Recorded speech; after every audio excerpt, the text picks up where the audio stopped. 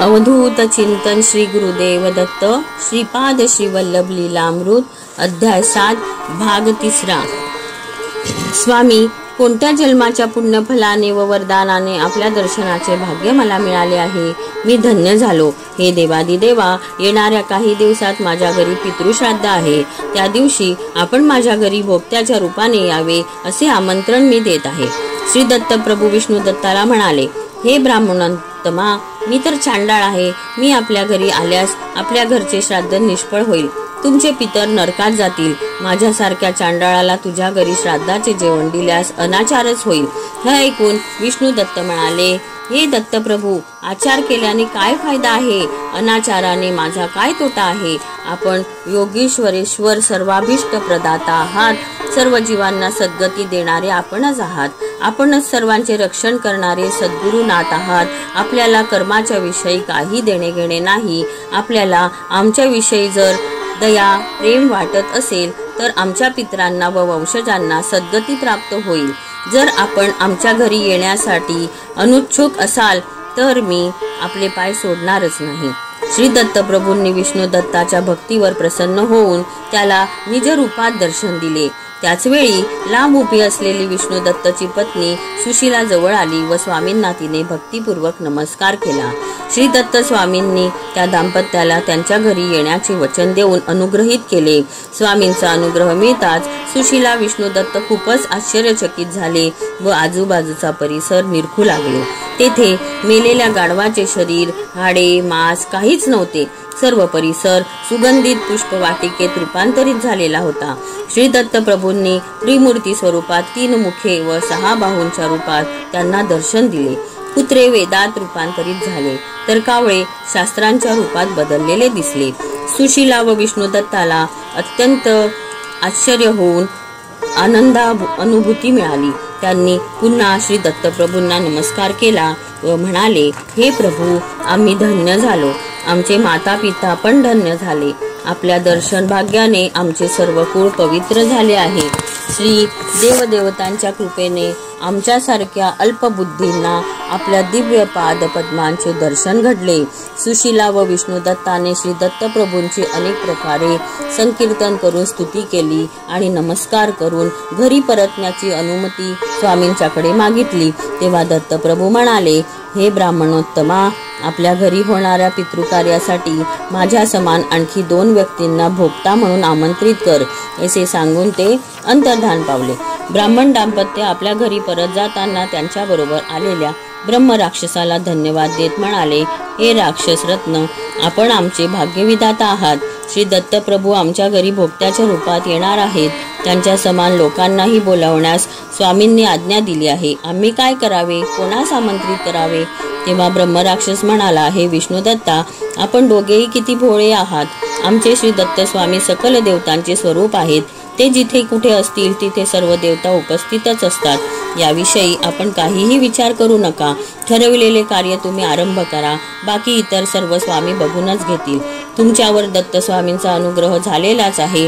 त्यामुळे सूर्यदेव व अग्निदेव भोक्त्याच्या रूपात तुम्हास मिळू शकतील।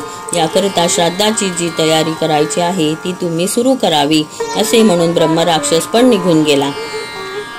घरी परत आलेल्या सुशीला विष्णू दत्ताला अनिर्वचनीय आनंद झाला। श्राद्धाच्या पूजेची सर्व तयारी करून श्री दत्त प्रभू आता कोणत्याही क्षणी येतील असा विचार करीत ते वाट पाहू लागले। पितृकार्याच्या दिवशी सोहळ्यामध्ये सर्व पक्वान्नांचा स्वयंपाक करून श्री दत्त प्रभूंची वाट पाहत होते। इतक्यात श्री दत्त प्रभू आले। सुशीला विष्णू दत्त दाम्पत्य त्यांना सामोरे गेले व त्यांना घरात घेऊन आले। त्यांचे पाद प्रक्षालन करून त्यांना उच्च आसनावर बसण्याची विनंती केली। स्वामींनी विचारणा केली, अन्य भोक्तांना आमंत्रित केले आहे का? तेव्हा ब्राह्मण दाम्पत्य म्हणाले, स्वामी, जर आपली आज्ञा असेल तर पितृस्थानात आपण व विश्व देवस्थानावर सूर्यदेवाला बसण्याची विनंती करू। हे दोघेही बाहेर येऊन प्रत्यक्ष सूर्यदेवाला नमस्कार करून म्हणाले, हे देवदेवा, लोक बांधवा, पितृकार्यासाठी आम्ही आज श्री दत्तप्रभूंना पितृस्थानावर भोक्ता म्हणून आमंत्रित केले आहे। आपण आमच्यावर दया करून विश्व देवस्थानावर भोक्ता म्हणून आमच्या घरी यावे। दिव्य तेज विराजित सूर्यदेव विष्णू दत्तांच्या समोर प्रकट झाले। पितृकार्यासाठी विश्वदेव देवस्थानावर बसण्यासाठी भोक्ता म्हणून आलेल्या सूर्यदेवांना पाद प्रक्षालन करून घरात बोलवले व आसन ग्रहण करण्याची विनंती केली.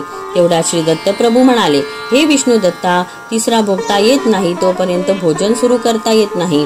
विष्णू देवस्थानावर बसण्यासाठी आमच्या समान तिसरा भोक्ता बोलवावा.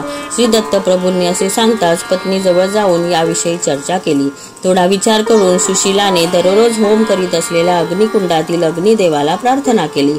आपण यज्ञ कार्यात स्वर्गलोकातील देवतांना हव्य व पितृलोकातील पितरांना दिलेलं कव्य त्यांना पोचवून भूलोकातील सर्व मानवांचा उद्धार करणारा हे अग्निदेवा, आज आमच्या घरी श्राद्ध कार्य होत आहे.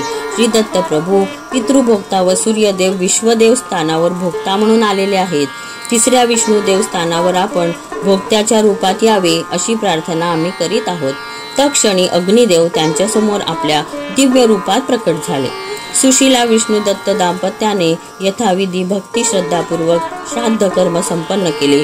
तीनही भोक्ते श्राद्धाचे भोजन करून संतुष्ट झाले व म्हणाले, हे पुण्यवान दाम्पत्यांनो, आपण जे पितृकार्य केले ते अत्यंत अद्भुत असे झाले. आम्ही भोजन करून संतुष्ट झालो आहोत. त्यानंतर विष्णू दत्ताने उत्तरापोषण करून बाकी उरलेला श्राद्धविधी पूर्ण केला.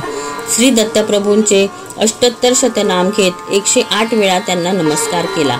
अनेक नावे उच्चारून त्यांची स्तुती केली. श्री दत्तप्रभूंनी प्रसन्न होऊन त्या दाम्पत्याला वर मागण्यास सांगितले. विष्णू दत्त म्हणाले, हे देवाधिदेवा दयासागरा, एका ब्रह्म राक्षसामुळे आपल्या दर्शनाचे व सेवेचे भाग्य आम्हाला मिळाले आहे. त्या ब्रह्म राक्षसाचा तुम्ही उद्धार व्हावा असे आम्हाला वाटते.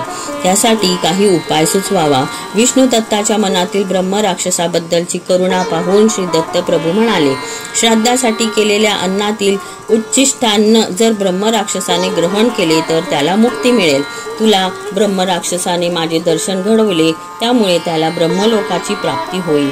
हे ऐकून विष्णू दत्ताने ब्रह्म राक्षसाला बोलावून दत्तदेवाचे उच्चिष्टान्न प्रसाद म्हणून त्याला दिले. ब्रह्म राक्षसाने तो प्रसाद ग्रहण केल्याबरोबर त्याला दिव्य शरीर प्राप्त झाले. त्याने विष्णू दत्ताला कृतज्ञतापूर्वक धन्यवाद दिले. त्याने विमानात बसून दिव्य लोकात प्रस्थान केले. श्री दत्त प्रभूंनी सुशीला विष्णू दत्त दाम्पत्याला वर मागण्यास सांगितले.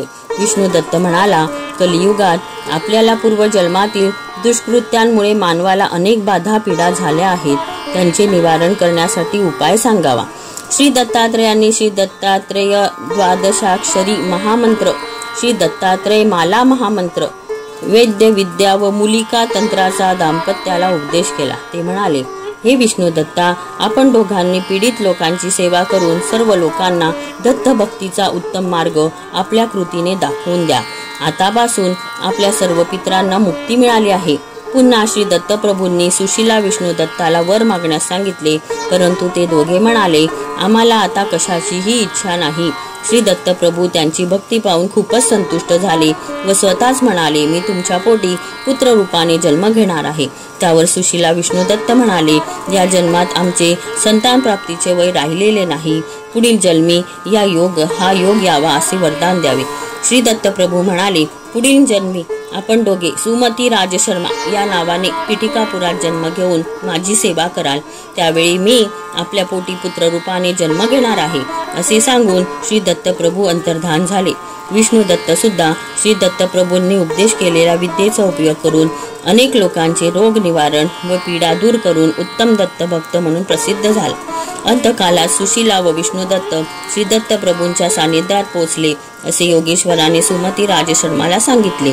असे श्री काशीनाथ पंडितांनी देवरायला कथन केले. या अध्यायाचे भक्ती श्रद्धापूर्वक पारायण अथवा श्रवण केल्यास दत्तप्रभूंचे दर्शन होऊन मनातील इच्छा पूर्ण होतील. श्रीपाद श्री वल्लभ लीलामृत सप्तमाध्यायात श्रीपादजींच्या दिव्य महिमा अंतर्गत योगाला दर्शन वृत्तांत संपूर्ण.